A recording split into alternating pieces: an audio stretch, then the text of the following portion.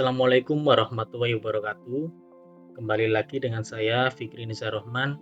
Pada video kali ini saya akan menjelaskan dan mendemonstrasikan penyelesaian tugas struktur data sesi 3, yaitu implementasi algoritma pencarian pada graf menggunakan Depth First Search atau DFS dan Breadth First Search atau BFS. Dalam video ini saya akan menjelaskan struktur graf yang saya gunakan, membahas perbedaan kedua algoritma tersebut, serta menuliskan programnya langsung menggunakan bahasa Java. Baik, sebelum masuk ke pembahasan, saya akan bacakan terlebih dahulu soal yang diberikan. Soal yang pertama, buatlah program pencarian menggunakan algoritma Depth First Search atau DFS dalam bahasa Java. Gunakan graf dengan 8 node yang mewakili A1 sampai A8 atau tentukan sendiri nilai hubungan antar node. Lakukan pencarian angka n pada graf menggunakan tersebut dengan DFS. Jelaskan tahap demi tahap proses pencarian dan gambarkan dengan rinci prosesnya. Nomor 2, buatlah program pencarian menggunakan algoritma Breadth First Search atau BFS dalam bahasa Java. Gunakan graf dengan 8 node yang mewakili A1 sampai A8 atau tentukan sendiri nilai hubungan antar node. Lakukan pencarian angka n pada graf tersebut dengan BFS. Jelaskan tahap demi tahap proses pencarian dan gambarkan dengan rinci prosesnya. Setelah memahami isi soal dan ketentuan tugas yang diberikan, langkah pertama yang perlu dilakukan adalah menentukan bentuk graf yang akan digunakan. Graf ini nantinya menjadi dasar bagi proses pencarian menggunakan algoritma DFS maupun BFS. Sehingga penting untuk merancang struktur yang jelas dan memiliki percabangan yang dapat menunjukkan perbedaan cara kerja kedua algoritma tersebut. Pada tugas ini saya menggunakan graf yang terdiri dari 8 node, yaitu A1 sampai dengan A8, dengan pola hubungan antar node yang saya tentukan sendiri. Graf yang saya gunakan memiliki pola dan bentuk menyerupai sebuah pohon, sehingga memudahkan kita untuk melihat jalur pencarian secara vertikal maupun horizontal. Berikut ini adalah bentuk graf yang saya gunakan. Graf ini memiliki dua cabang utama dari node A1, yaitu A2 dan A3. Node A2 kemudian bercabang ke A4 dan A5. Sementara node A3 memiliki cabang yang lebih dalam menuju A6, dan dari A6 terdapat dua node daun, yaitu A7 dan A8. Struktur seperti ini saya pilih karena memiliki kedalaman dan lebar yang seimbang, sehingga kita dapat melihat secara jelas bagaimana algoritma DFS menelusuri graf secara mendalam dan bagaimana algoritma BFS menelusuri graf secara melebar per level. Jika visualisasi graf sudah jelas, kita akan melanjutkan ke tahapan berikutnya, yaitu implementasi algoritma pencarian menggunakan metode DFS. Berikutnya saya akan menjelaskan secara singkat konsep dari algoritma Depth First Search atau disingkat DFS. DFS adalah metode pencarian pada graf yang bekerja dengan cara menelusuri cabang hingga ke bagian terdalam, baru kemudian kembali untuk memeriksa cabang lainnya. Jadi fokusnya adalah menyelam pada satu jalur terlebih dahulu sebelum berpindah ke jalur lain. Pada graf yang saya gunakan tadi, konsep DFS akan terlihat dari bagaimana algoritma memilih salah satu cabang, menelusurinya hingga selesai, lalu kembali naik untuk melanjutkan ke percabangan berikutnya. Konsep ini memberikan gambaran dasar sebelum kita masuk ke proses implementasi kodenya. Selanjutnya, kita akan langsung menerapkan DFS menggunakan bahasa Java dan melihat bagaimana mekanisme penelusurannya berjalan.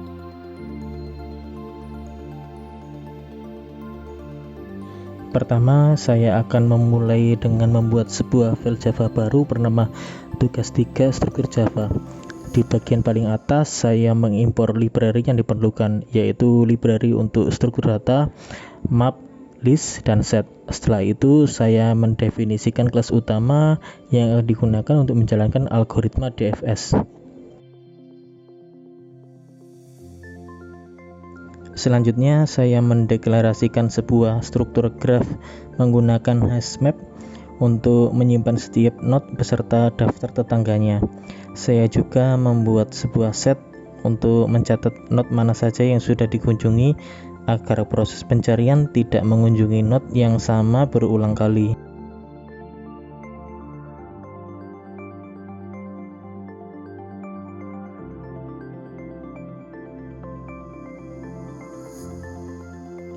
Pada bagian berikutnya, saya menginisialisasi isi graf sesuai dengan gambar yang telah dijelaskan sebelumnya.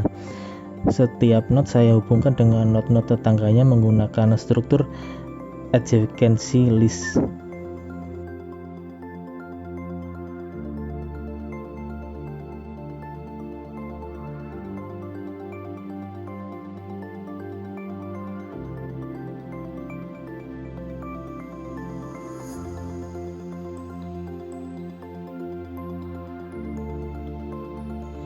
Untuk proses pencarian, saya menentukan node awal pencarian yaitu A1 dan node target yang ingin ditemukan adalah A7.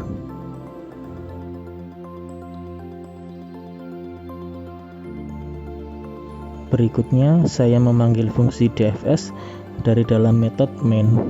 Di sini saya mencetak urutan traversal untuk menunjukkan langkah-langkah node yang dikunjungi selama proses pencarian.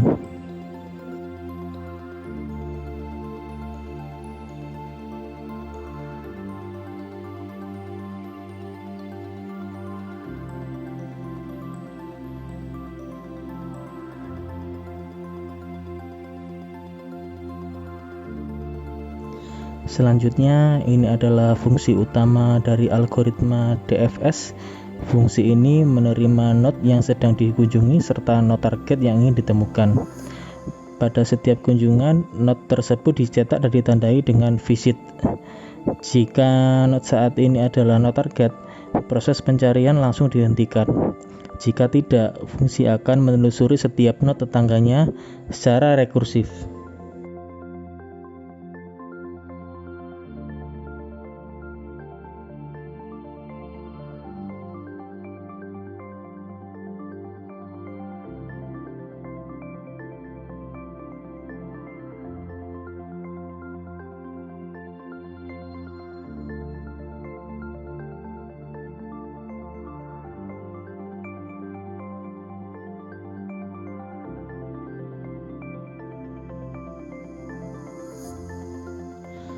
Dengan demikian, seluruh struktur dari algoritma DFS telah selesai diimplementasikan.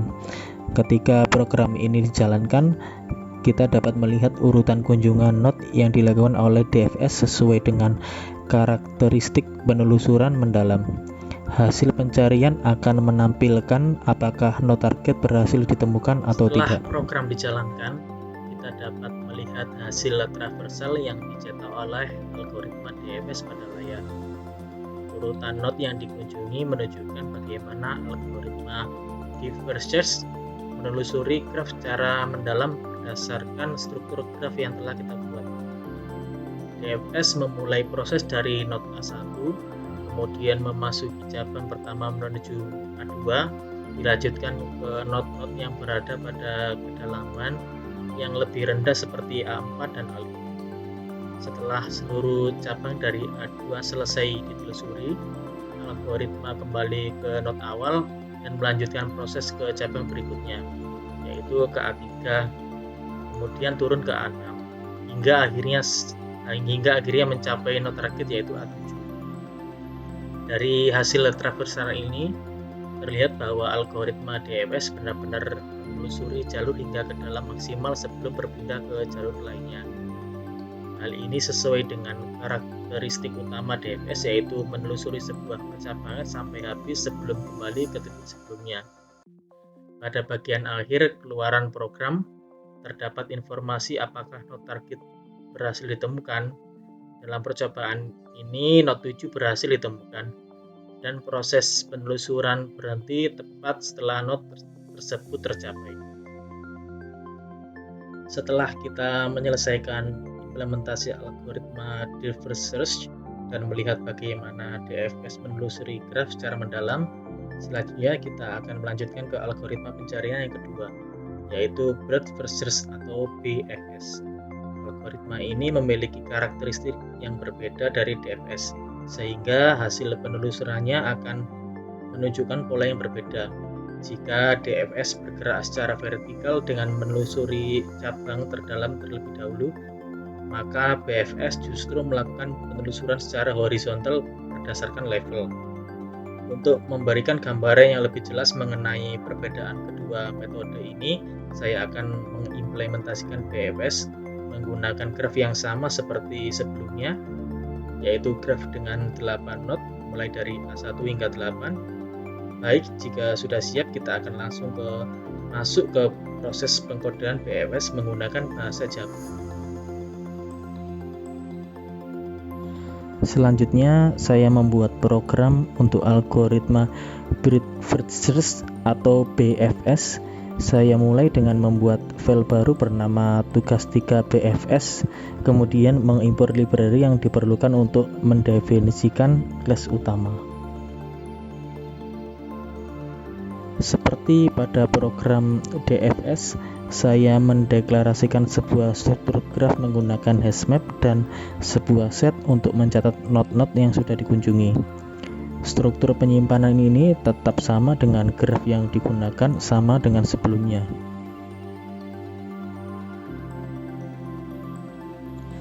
Selanjutnya, saya menginisialisasi struktur graf dengan memasukkan hubungan antar node sesuai bentuk graf yang telah saya jelaskan sebelumnya.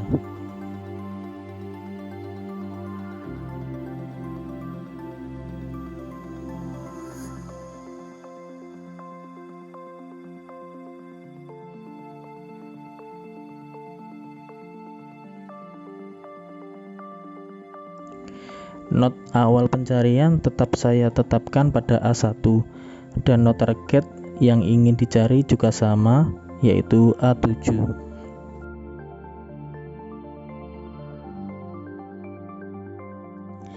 Pada bagian ini, saya memanggil fungsi BFS untuk melakukan proses penelusuran. Saya juga mencetak urutan traversal agar terlihat jelas bagaimana BFS bekerja dalam menjelajahi graf.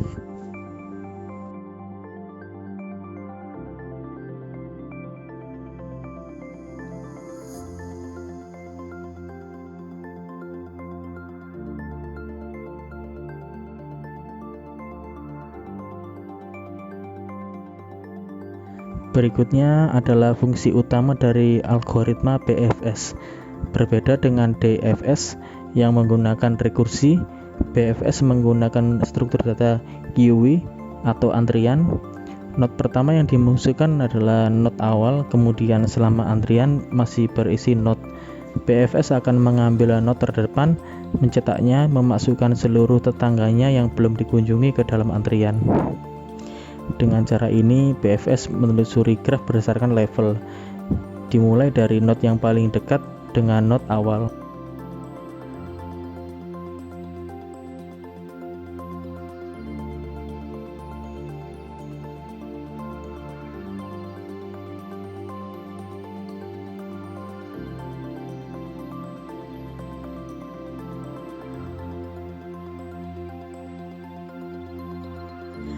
Dengan demikian, implementasi algoritma BFS telah selesai dibuat.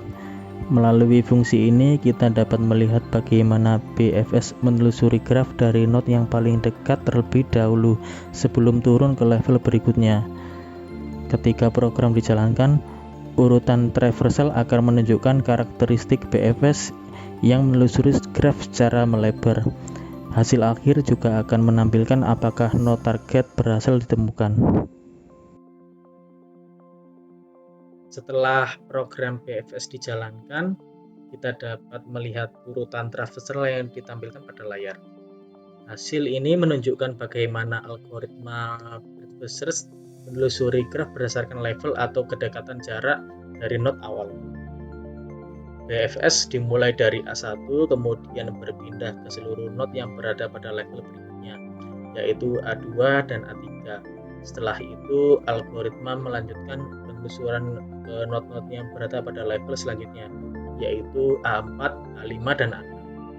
Selanjutnya, BFS akan menelusuri not paling akhir pada cabang tersebut, yaitu A7 dan A8 sampai akhirnya menemukan not target yang dicari. Dari urutan traversal ini terlihat bahwa BFS selalu mengutamakan pemeriksaan not yang berada pada jarak paling dekat dari not awal sebelum turun ke level paling dalam. Hal ini sesuai dengan karakteristik BFS yang bekerja secara melebar dan sangat efektif digunakan ketika kita ingin menemukan jalur terpendek pada graf tanpa bobot. Pada bagian akhir output, program menampilkan informasi bahwa not target berhasil ditemukan, sehingga proses penelusuran dinyatakan selesai. Demikian penjelasan dan demonstrasi yang dapat saya sampaikan mengenai implementasi algoritma Deep Research atau DFS dan Broad Research atau BFS pada graf menggunakan bahasa Java. Melalui percobaan yang telah dilakukan, kita dapat melihat perbedaan karakteristik kedua algoritma, baik dari cara penelusuran maupun urutan not yang dikunjungi. Semoga penjelasan ini dapat membantu dalam memahami konsep dasar pencarian pada graf, khususnya bagaimana kedua algoritma tersebut bekerja dalam proses penelusuran data. Terima kasih telah menyimak video ini sampai akhir. Assalamualaikum warahmatullahi wabarakatuh.